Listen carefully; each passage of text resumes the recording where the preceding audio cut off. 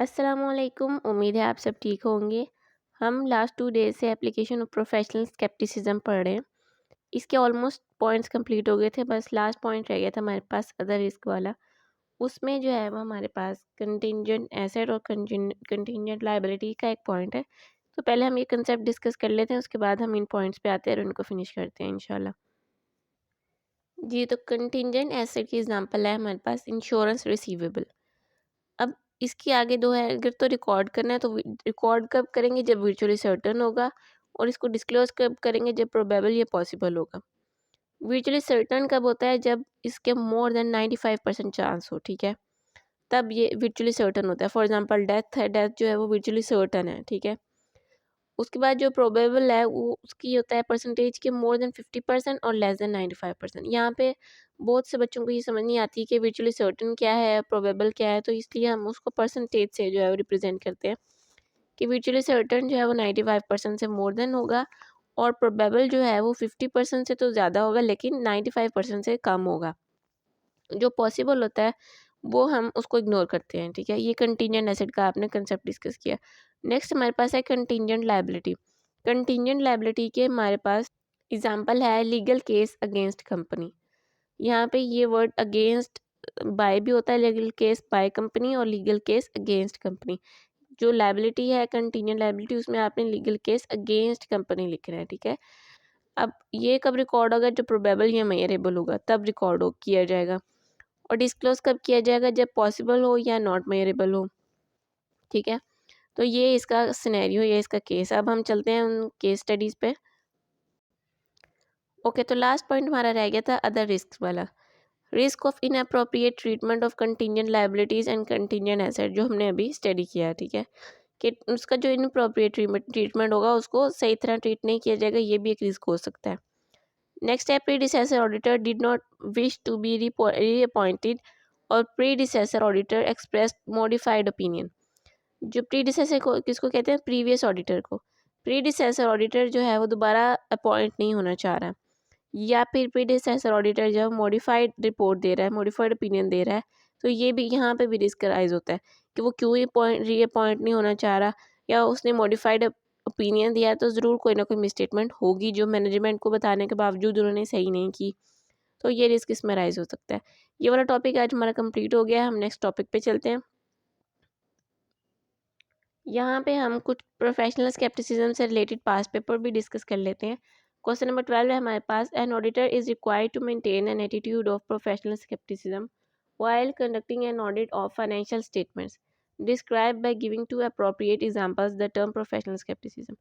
अब इसमें आपने प्रोफेशनल स्केप्टिसिज्म के वो 3 पॉइंट्स लिखने हैं, क्वेश्चनिंग माइंड एंड दैट दो बाकी 2 पॉइंट्स, और उसके बाद आपने जो थोड़ा सा है कि ऑनेस्टी और इंटेग्रिटी वाला पॉइंट वो लिखना है, और कोई भी एग्जांपल जो आपने केस स्टडीज़ पढ़ी हैं उनमें से कोई भी 2 एग्जांपल जो है, उसने कितनी 2 पूछी है ना, तो आपने 2 कोई भी एग्जांपल दे देनी है, ठीक है। नेक्स्ट क्वेश्चन नंबर 13, ये बहुत इंपॉर्टेंट है, मोस्ट इंपॉर्टेंट है, इसको आपने बहुत अच्छे से देखना है, ठीक है। Question 13, this question consist of number of items pertaining to an auditor's risk analysis for a company, indicate whether the following factors are likely to increase or decrease risk of material misstatement. Explain your decision. During current year, Adam Sugar Mills Limited become profitable first time since last 4 years. यहाँ पे risk है, increase of risk क्यों, क्योंकि यहाँ पे unusual situation है कि first time जो है वो प्रॉफिटेबल बनी है कंपनी जो करंट ईयर में, लास्ट 4 ईयर में वो नहीं बनी थी। ये अनयूजुअल सिचुएशन है, यहाँ पे जो है मटेरियल मिसस्टेटमेंट का रिस्क है, ठीक है। नेक्स्ट पॉइंट हमारे पास है ASML's board of directors is controlled by Adam, the majority share holder who act also acts as chief executive officer. अच्छा, यहाँ पे वो ये बता रहा है कि जो आदम है वो एज अ डायरेक्टर भी वर्क कर रहा है और वो मैनेजमेंट में भी इन्वॉल्व है, ठीक है। तो एक ही पर्सन जब दोनों यहाँ पे सेग्रीगेशन ऑफ ड्यूटीज़ ना हो तो वहाँ पे भी रिस्क राइज होता है, ठीक है। यहाँ पे भी इंक्रीज ऑफ रिस्क है। नेक्स्ट हमारे पास है the internal auditor reports to the CFO and the CFO reports to Adam. अब फॉर एग्जांपल यहाँ पे है कि ऑडिटर का क्या मकसद होता है कि वो मिस स्टेटमेंट आइडेंटिफाई करे ताकि जो ऑडिट रिपोर्ट है उसको जांचा जा सके कि मैनेजमेंट सही काम कर भी रही है नहीं।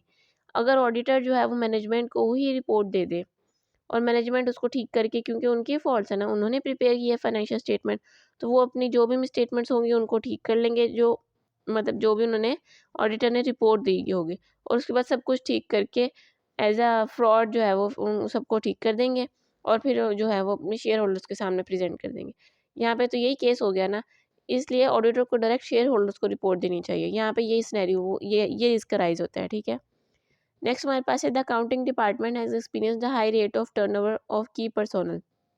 यहाँ पे टर्नओवर का मतलब है hiring and firing, repeatedly hiring and firing of employees. अब टर्नओवर का वैसे मतलब सेल्स होता है, लेकिन यहाँ पे हम ये हायरिंग एंड फायरिंग लेंगे, ठीक है। अब हाई रेट ऑफ टर्नओवर है कि मतलब आज एम्प्लॉयज़ आ रहे हैं, हायर हो रहे हैं, फायर हो रहे हैं, मतलब उनको हम आ रहे हैं जा रहे हैं, आ रहे हैं जा रहे हैं।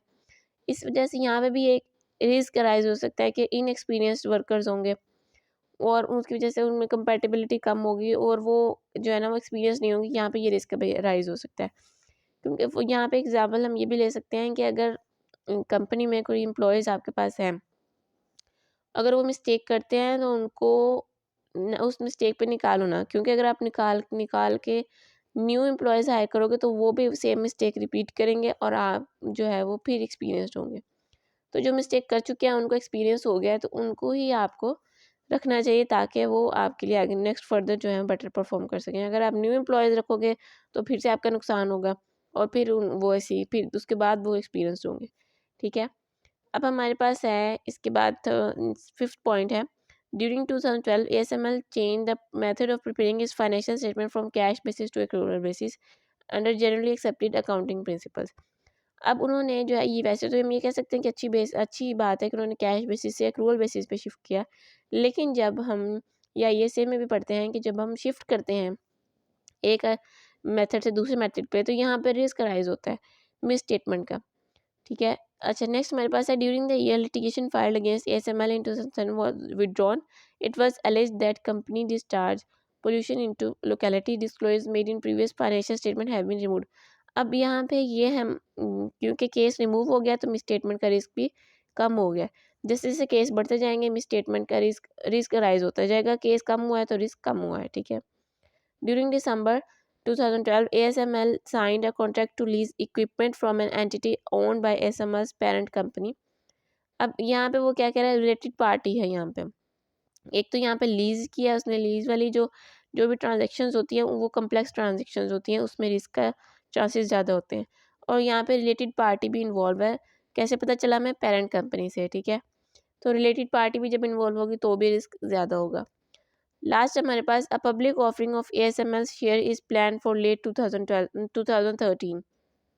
यहाँ पे हमारे पास ये रिस्क है कि वो हायर रेट पे जो है वो शेयर देने की कोशिश करेंगे, ठीक है। ये वाला हमने पास पेपर जो है ये देख लिए हैं, ये मोस्ट इंपॉर्टेंट है, आपने इसको अच्छे से देखना है, ठीक है। अब नेक्स्ट हम इस चैप्टर 2 के लास्ट टॉपिक पे चलते हैं, और ये वाला टॉपिक जो है कंसेप्चुअल नहीं है, ये ज़्यादा जो है क्रैमिंग वाला है। मैं आपको कंसेप्ट तो दूंगी इसके, लेकिन अगर आपको समझ ना आए तो आपने जो है इसको क्रैम लाजमी करना है, ठीक है। अच्छा जी, ये टॉपिक है हमारे पास रेगुलेटरी इन्वायरमेंट ऑफ ऑडिटिंग। जिस तरह कोई किसी भी ऑर्गेनाइजेशन को रेगुलेट करने के लिए कोई ना कोई बॉडीज़ होती हैं, इसी तरह चार्टर्ड अकाउंटेंट्स को रेगुलेट करने के लिए भी कुछ रेगुलेटर्स होते हैं, ठीक है, जिसको आईफैक कहते हैं। अब international federation of accountants IFAC कहते हैं। आईफैक हम इसकी एग्जांपल डेफिनेशन देखते हैं। IFAC is the world wide leader of audit profession. Audit profession का ये वर्ल्ड वाइड लीडर है, वर्ल्ड वाइड रिनाउंड है ये, ठीक है। ये एक हमारे पास रेगुलेटर बॉडी है सीएस के लिए, चार्टर्ड अकाउंटेंट्स के लिए, जो कि चार्टर्ड अकाउंटेंट्स की, ऑडिटर्स की हकूक़ के लिए बात करती है, ठीक है।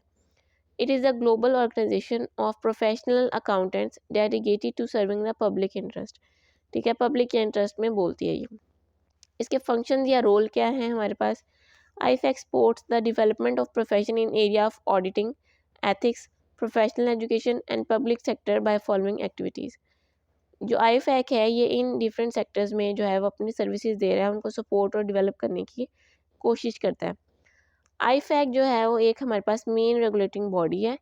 ये इसके अंडर डिफरेंट बोर्ड्स आते हैं, जिनको डिफरेंट काम असाइन किए गए हैं, जिनके डिफरेंट पर्पसेस हैं कि वो उनको जो है वो डील करेंगे। जैसे पाकिस्तान है तो उसके अंडर 4 प्रोविंसेस हैं उनको, तो वो अपने अपने प्रोविंसेस को डील करते हैं। इसी तरह आईफैक जो है मेन रेगुलेटिंग बॉडी है, इसके अंडर 4 बोर्ड्स हमारे पास आते हैं जो हम आगे अभी डिस्कस करने लगे हैं, और उनकी फॉलोइंग एक्टिविटीज़ हैं जिनको उन्होंने डील करना है।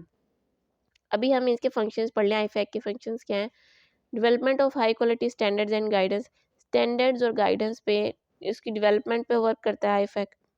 Facilitating the adoption and implementation of standards and guidance, standards की अडॉप्शन और इम्प्लीमेंटेशन पे काम करता है।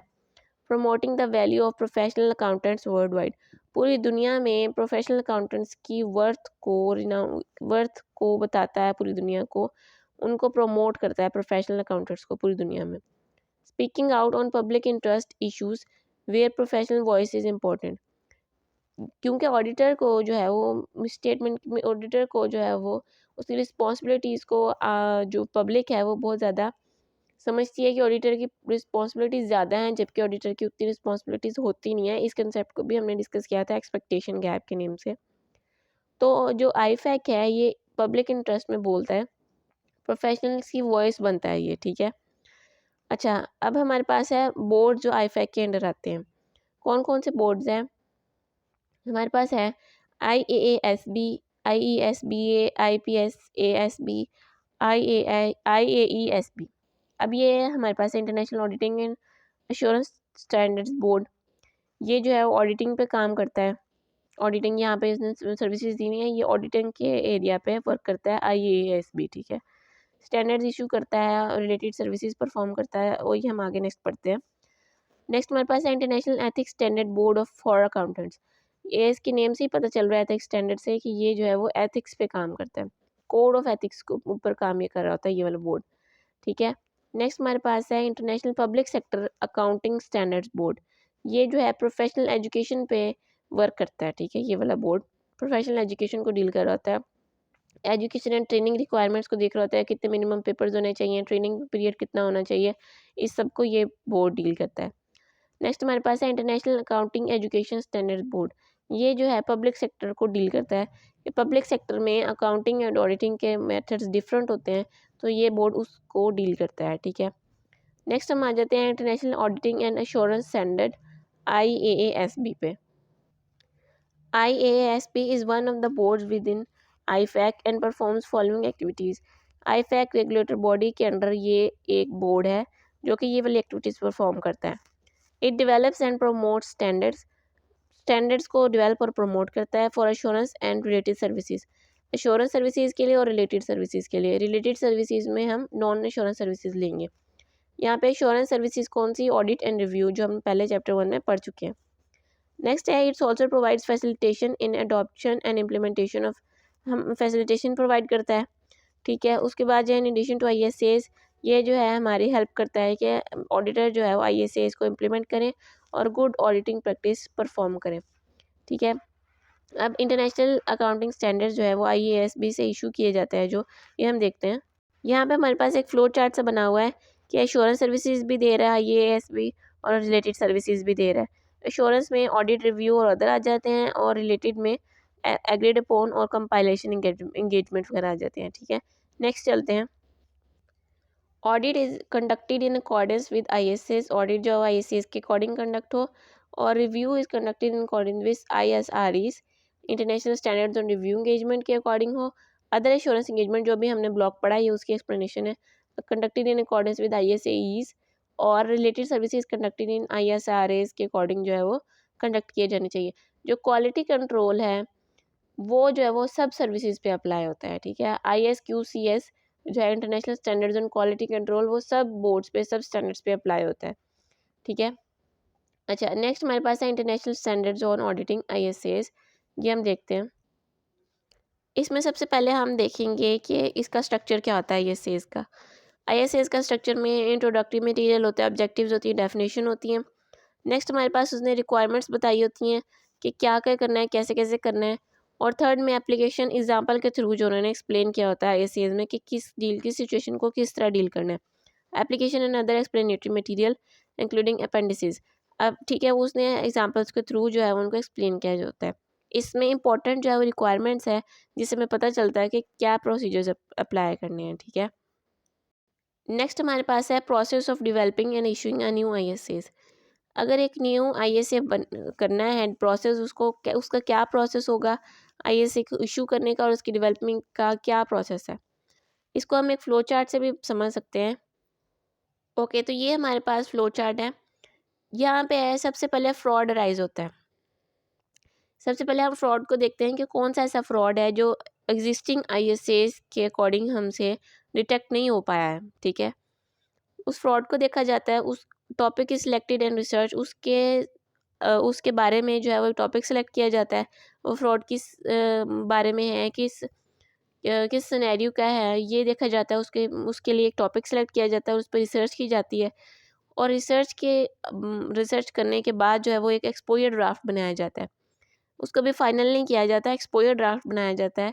एक्सपोजर ड्राफ्ट को फिर वो कमेंट्स के लिए पब्लिश करते हैं, लोगों की राय लेते हैं कि उनकी क्या राय है। वो वेबसाइट पे भी अपलोड किया जाता है और मेंबर बॉडीज़ को भी इशू किया जाता है।